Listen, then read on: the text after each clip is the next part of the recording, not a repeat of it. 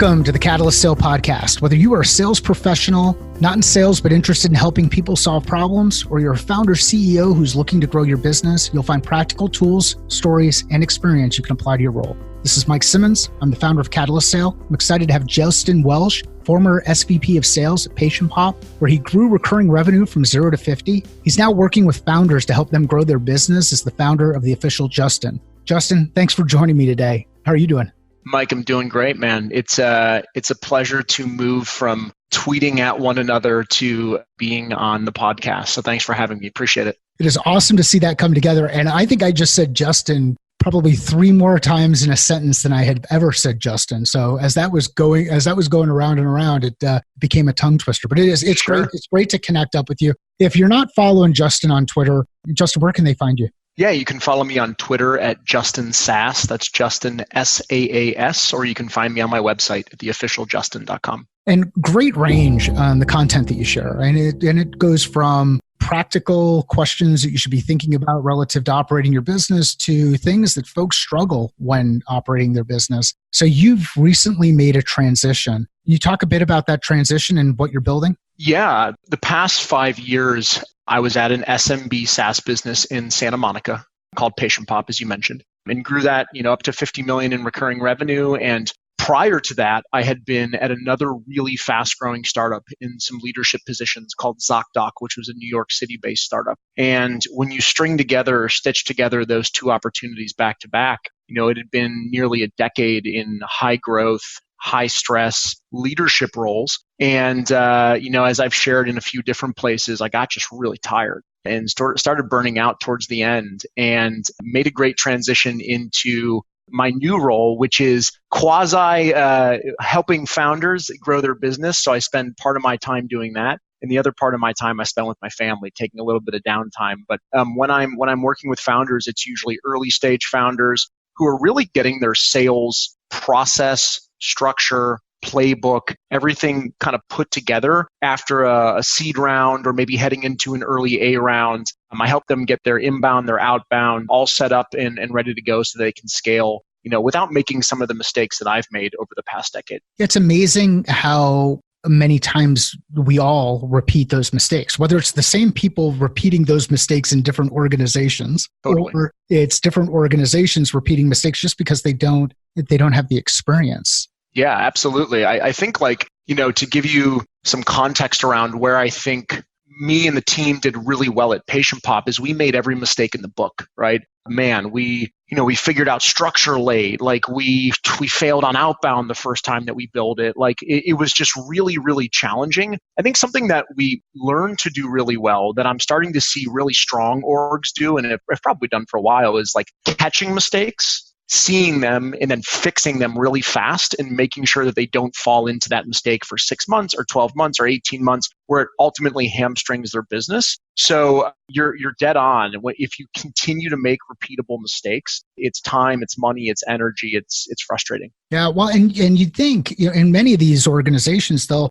follow development cycles like Agile, but they won't apply Agile concepts to the work they're doing from a sales perspective. And are you seeing more of that? Are you seeing people start to say, wow, this is how we go through this iterative process from a development cycle. How come we can't, or how come we're not thinking about that in the same way on the sales side? Yeah, I'm going to say something that's going to be super unpopular on your podcast, especially, for the sales folks. But I think the reason why is because salespeople historically aren't very good at that. I think iterative change and process really comes from project management. It comes a lot of times from CS. It comes from demand gen, where measuring every metric from top to bottom is really crucial and important. And sales is always been thought of as more like an art, the stigma or stereotype of a salesperson being cheesy, smooth, schmoozy, all these different words, rather than regimented and scientific. And I think the new generation of really strong salespeople is very different, right? I think if you take a look at some of the great sales teams out there, they're becoming iterative, they're becoming scientific, because sales is a science. And those of us that are best at it have gotten it down to a science and fix our mistakes based on data. So I think sales is joining the party a little late, but I think they're joining the party pretty strong. Awesome. And there's no time like the present to join the party, given the amount of data that's now available. the data that you can get from where it doesn't require that you as the sales rep manually inputs the information anymore. And there's just so many different tools and resources that are out there that can help accelerate and facilitate that process. When you go through the process of kind of evaluating what's happening inside an organization, and you talked about a couple of different things. You said outbound might be broken, inbound might be broken, process might be broken. Why do you think that founders aren't thinking about sales in a more regimented way prior to those various investment triggers, whether it's A or B? Yeah, absolutely. So I think one of the big challenges is that founders come in and they've always been typically very regimented folks, especially those guys and gals that I've worked for have been very regimented, very process oriented. And for some reason, that process doesn't always translate into sales because of some of the same stigmas that I think I just talked about earlier, where it's like, hey, let's get that really great sales guy or gal. And what does that mean to them? It means going out, wining and dining the customers. It means going out and making sure, getting aggressive, and we're gonna close this deal. And I think what some founders are starting to realize, especially the really good ones, and I'm working with a lot of really incredibly strong founders, and what they're recognizing is they need a sales scientist. They need someone who comes in and says like, yep, you need me to talk to a customer? Got it. Can do that. Can get your story down, your scripting down, your cadence down. But on the same token, I'm also a scientist on this side. And what I'm doing is measuring conversion rates. I'm measuring the time between different stages. I'm measuring the cost efficiency of everything that I'm doing. And I think that's where you get like your really, really key SVPs, your really great CROs, your folks that are going to be future CEOs, are those sales scientists that combine the customer-facing side of the role and the behind-the-scenes scientist side of the role. I think that's when you marry those two things together, you get that really incredible sales leader. And I believe that founders are starting to recognize that and look at that. As you see guys like Mark Roberge, like who kind of created the scientific process, I think you're seeing a lot of founders look for guys like that. Yeah, well, and it's neat to see it starting to happen and start to evolve, because in order to start that scientific process, you've got to have a question, right? You have a question, you have a hypothesis that totally think is true or is not true, and then you gather data and you look to the point where you can determine whether or not that thing, or if that thing is not true, and then continue to move on. So you deal with numbers, you deal with failure, you deal with data. You don't deal with, or you try to move out the squishiness of saying, hey, you know what, I just need the person in the 42 long suit jacket who has, if anybody wears suits anymore, who has a background at Oracle or Salesforce or IBM or wherever those places are. It's kind of interesting to see the evolution go through. What do you think about the idea? Because you see a lot of this stuff, and I know we've gone back and forth in different things in LinkedIn and Twitter, and you see a lot of the stuff around people wanting to apply a given playbook to a new organization as they go into it. Sure. What do you think about the idea of being able to take your playbook from one place and applying it directly into another? Yeah, I think that you always need a place to start, right? So I think that, I always tell guys and gals that I work with, I hate a blank slate. I hate white paper. Like sitting down and staring at white paper is really frustrating for me. So the way that I translate that into how playbooks work is I'm a hypothesis-driven sales leader. So the way that I make all my calls is through a hypothesis, and then we test that. And what I would typically do, like if I were to move into another SMB SaaS business that was relatively similar to Patient Pop or another business that I've been at, I would make an assumption that a lot of the plays that we ran will probably work well. But I'm not going to just go full bore and say these are all going to work well. I'm going to put down the metrics that I'm going to measure, the fail fast metrics. If X happens, we fail this quickly. If Y happens, we accelerate this even faster. If we don't see A, B, and C, we need to look at, D, E, and F, because those are the things that are most likely to influence those three metrics. So I'll start with my playbook. I'll start with some assumptions, and then I'll just go out and I'll test those things, and I'll measure the conversion rates. I'll measure those time rates. I'll measure the velocity, the contract values. And at the end of the day, I want to see where was I wrong and where was I right? And I think the ultimate takeaway from those things is you can't care about being right. You just have to let the data tell you what works and what doesn't. So it's not like, yay, I was right. It's more like, yay, I was right here, and yay, I was wrong over here. And now I know that I have to fix that. So I think it's really being cognizant of that makes someone a really good leader. And I thought you were going to go into a rendition of Let It Go. Like No, at that point. sorry. But it's right. You've got to be okay with just looking at the results and then evaluating there.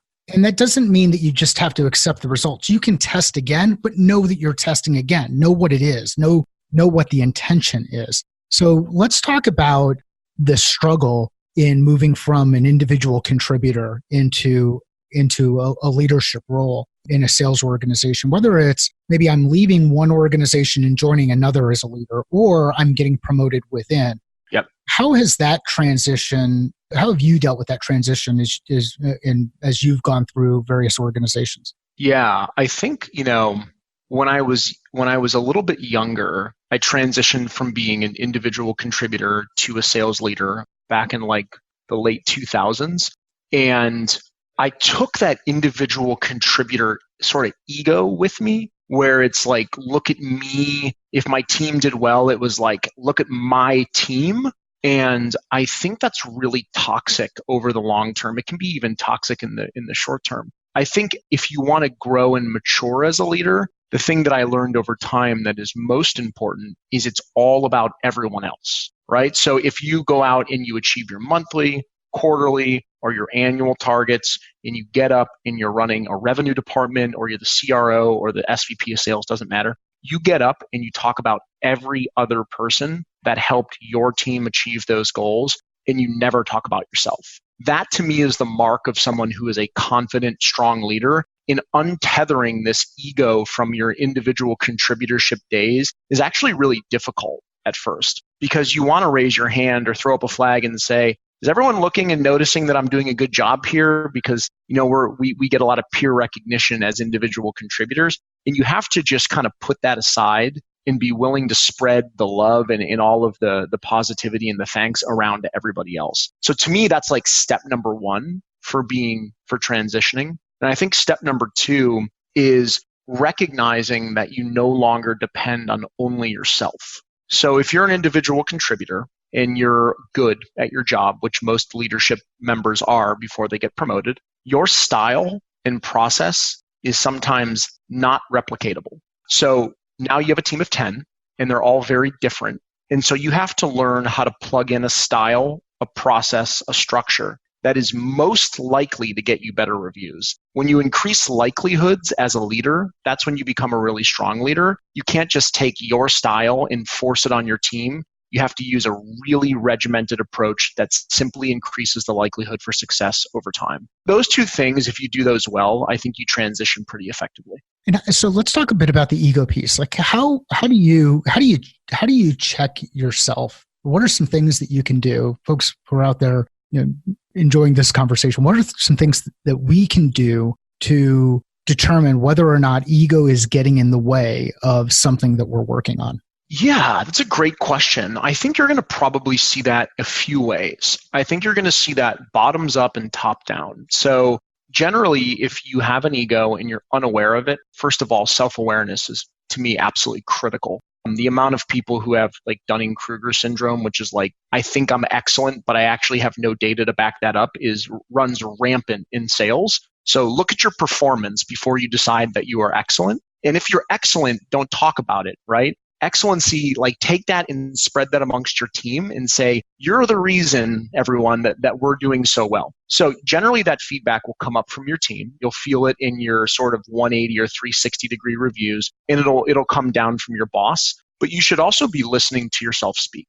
You actually shouldn't talk about how good you are, how excellent you are, how strong your performance is, almost ever. It should really be excluded from your vocabulary. If you're really good, other people will praise you. They'll say, hey, you've done a great job this quarter. Way to work on that challenge that we talked about. You really nailed it. So listen to yourself, listen to your peers, listen to the folks who are reporting to you, listen to your boss. Essentially create an ecosystem where you're looking out to see if you're breaking any of the rules of being an ego-driven sales leader, because folks will tell you.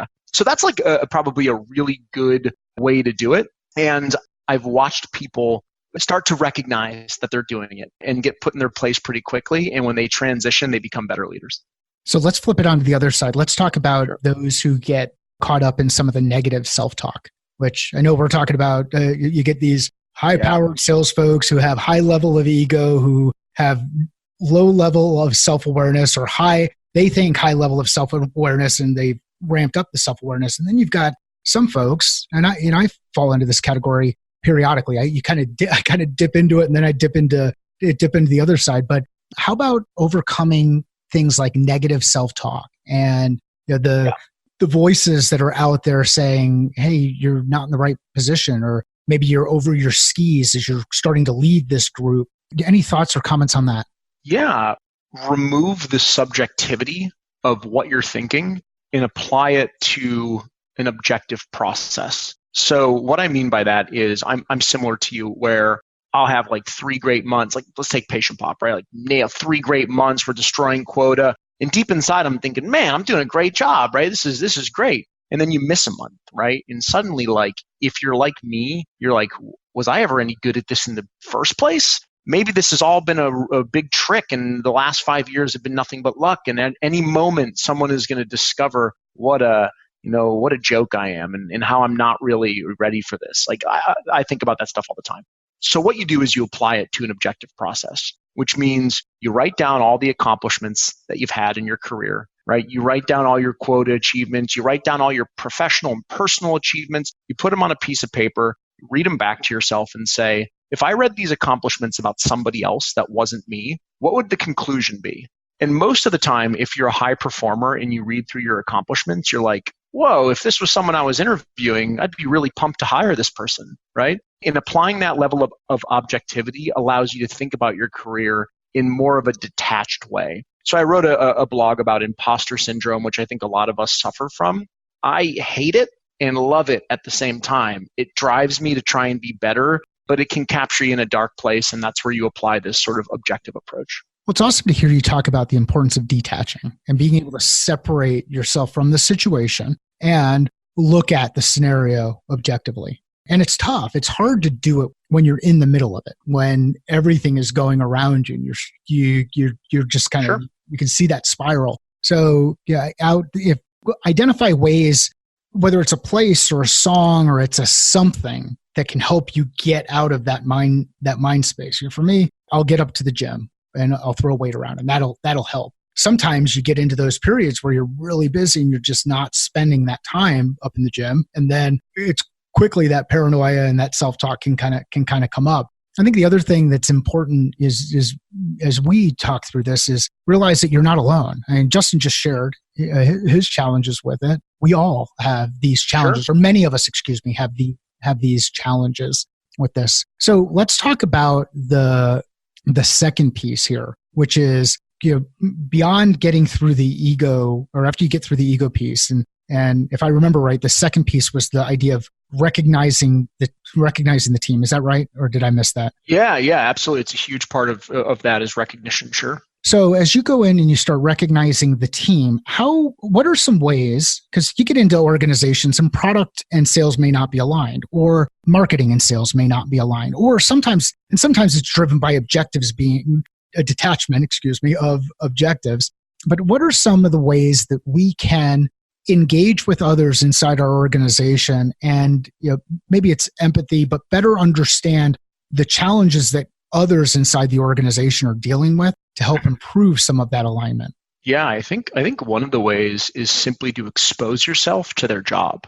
So I can recall early in my career where I made a lot of assumptions around how people worked and where they spent their time. And you can fall victim to that, where you sit in a room, having a down day, you got one of your buddies on your team in the room, and what do you do to try and shape up your bad day? You talk poorly about someone else, right? Mary or Ken, they probably don't work very hard at all, and we're all here in the sales team, and we're busting our butts, and man, no one else. It's not true. Like, what I have found is that this idea that you're the busy one or the busiest, I'm sure it rings true sometimes, but you might go expose yourself to somebody else's role and think, whoa, I didn't realize, right, the amount of stress, pressure, time commitment in this role. So the first thing that you can do as a leader is have a regimented approach to exposing yourself to other people's roles. So go sit in, for me, I did an SDR day. One day I spent 2 hours crushing phone calls, and came away, I was like, yeah, this job's hard, right? That's like, it's really easy to have a little bit more empathy and to think through how you're going to work with that team. So do the same thing through implementation, customer success. I worked hand in hand with my marketing team all the time because that was our relationship. We were super strong. Sit down with product. You need to form those cross-functional relationships. One of the biggest keys to being an effective executive is to be strong in cross-functional relationships and to drive change by leveraging those relationships. And you can't if they don't exist. So go out, create them, put yourself in someone else's shoes. That's one way to sort of get that cross-functional sort of, respect and understanding. I think sort of inside of your own department, there are so many different ways. If you want to recognize people, I love this idea of, I call it reward generously, and I put generously in quotes, because it's not about money. It's not about spending. It's about personal. It's about attachment. It's about what makes something special to someone. So a great example would be, I had a guy who was a sales ops manager, early in, laid out, busting his butt, working really hard. And I overheard, just kind of keeping my ears open, he wanted to learn about how to do SQL data something. And it's like, that's over my head. So I went online and was like, what's a local course that I could get for him? And went and bought it and delivered it to him. And it wasn't the world's most expensive course, but he knew that I was listening. It meant a lot to him. So finding really unique ways to kind of connect with your team, I think, is also really an excellent way to sort of foster that recognition and to build that internal culture. It's amazing what happens when you start treating people like people and you realize that, hey, look, everybody has some kind of a story out there. Everybody has something that they're excited about. Well, usually something that they're excited about relative to the work that they're doing. And if you take the time to just sit and ask questions, and some of these you can apply the same questions that you ask your customers as you're going through this process of understanding things from the customer perspective, understand things from the internal customer perspective, the internal folks inside your team. I think that piece around getting yourself involved in their operation is critical. Taking the time and understanding. I have no interest in being an SDR. That is just a grind. Yet I know there are a lot of people who love that part of the grind. So find out why people like doing the work that they do and learn from that.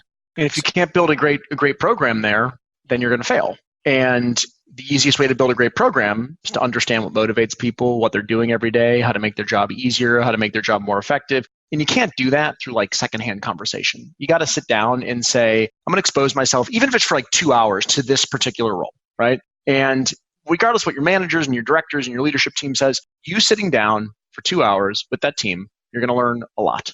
And you're going to be able to go fix a lot of the challenges that you solve by simply sitting there for 2 hours.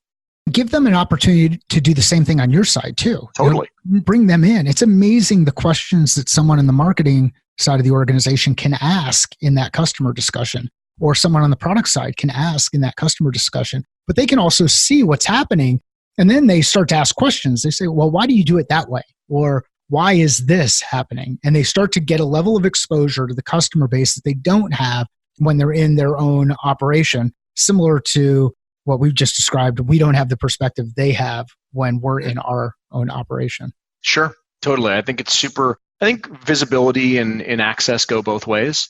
When I sit down and did my SDR day, like, yes, I was listening to them, and yes, I was figuring out the job and seeing what was challenging and all that stuff. But also I was answering a lot of questions. Like, they're curious. The SDR team was curious and they were excited. And that's awesome. Like, leverage that. Give them the knowledge that they need. And that's a great opportunity to tell them a lot about the why. Why is their job the way that it is? Why are they making the calls that they're making? How does it roll up to my position? By educating folks on the why behind a lot of the things that they're doing, it puts more purpose behind those things. So that's a huge sort of two-way conversation that you can have when you spend a couple hours. Yeah, absolutely. So let's talk about this thing that you're working on now, and more specifically, let's talk about some of the travel that you've got planned and how you're kind of, and I don't mean, this is more about, as you think about what's important and kind of where you are and what you want to see and what you want to do next, how has that informed some of the travel that you're going through and the way that you're prioritizing things? Yeah, absolutely. I think my mantra as like a leader is had a really good win at Patient Pop. Going from 0 to 50 million is awesome. Like, that's in 4.5 years, especially, like, feels like a good feather and cap moment. Don't get me wrong. my mantra as a leader is that I probably don't know, I don't know if you curse on this show, so I won't curse, but like, you probably don't know shit, right? Yeah. Like, that's what it is. And you know something, you know a little bit, you know enough to, avoid some of the mistakes and to do things right, the first time versus the third time. And I've gone through that after 10 years now. But like, the idea that somehow I have all the knowledge is ridiculous. So like, this idea of getting out and seeing all these different startups that are growing really fast, to me, is super thrilling. I want to go up and I want to see, why is Outreach growing as fast as they're growing? Why is their competitor SalesLoft in Georgia growing fast too? Why is Zoom growing? Slack? Why are all these what are the plays they're executing? What are they doing 10 times better than I've ever done? And what am I doing a few times better that maybe we could exchange ideas? So the idea of like, I'm stepping out of this role and suddenly I'm not going to educate myself would be silly. I'm actually going to take the time to further my education much faster by going out and just exposing myself to all these great companies, great ideas, taking notes, learning as much as I can learn, because you don't want to be a dinosaur, right? In 1 year from now, tech's going to be different, thoughts are going to be different, automation's going to be different, and I don't want to die out like a dinosaur. So I'm going to go travel around the country and around the world and sit down with some really strong, exciting startups and just soak in knowledge from guys and girls that I find to be extremely incredible leaders.